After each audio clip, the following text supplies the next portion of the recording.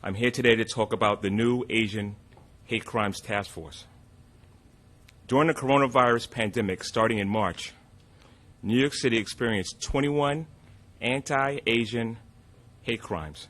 Either verbal attack or physical assault, we saw a spike in every borough throughout the city. And even though our Hate Crimes Task Force was doing a good job investigating those incidents, we did notice there was a reluctance with several of our complainants to follow up with the active investigation. Deputy Inspector Stu Lowe came to me in May regarding putting a task force together of Asian investigators to assist with the issues we saw with our complainants, be it language barriers, cultural differences, or fear of the police. This task force would gain their cooperation through the investigation, the arrest, and prosecution process. This task force is led by the Deputy Inspector and consists of 25 Asian American investigators. We've had 21 anti-Asian hate crime incidents with a result of 17 arrests. 4 of the 17 were enhanced by the task force, as well as other incidents they have been proactive investigating. This task force has been built and will continue to build trust and understanding between the NYPD and the Asian New Yorkers. And here in New York City, historically, Asian Americans has been targeted as crime victims at a disproportionate rate. And this past March, we noticed a very disturbing trend. Online, social media videos being posted of Asian Americans being verbally harassed, physically assaulted, with no provocation other than the reason of being Asian. This wasn't just a New York City phenomenon, it was worldwide. And this hit home for me because I have friends, families who are legitimately afraid to go outside because they fear for their safety. And putting this task force together is about addressing many concerns, not just the fear of being a crime victim, but more importantly, the fear that no one cares, that no one's doing anything about it, and that Asian Americans are not as important as other people.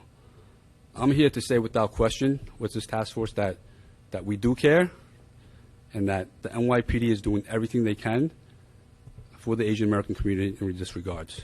Yeah, victims tend to change their mind all the time. They'll come forward because they're pressured to by friends or family, or they wanted to in the beginning, but as time goes on, for whatever reason, they might not build a rapport, or there's a language barrier, cultural differences. They might change their mind because it takes up too much time. We're actually proactive too, because we have complaints that aren't reported, things that happen that we see online, and I'm looking for the police report. There is none. So this was the case that was circulated online, and it went viral. It was just a guy in the subway. He's on the train. An individual was yelling, screaming, cursing at him. Eventually, he assaulted him. Okay, he was with his girlfriend, and this particular video circulated everywhere. I'm sure you guys seen it. Since it happened on March 20th, and this individual never made a report.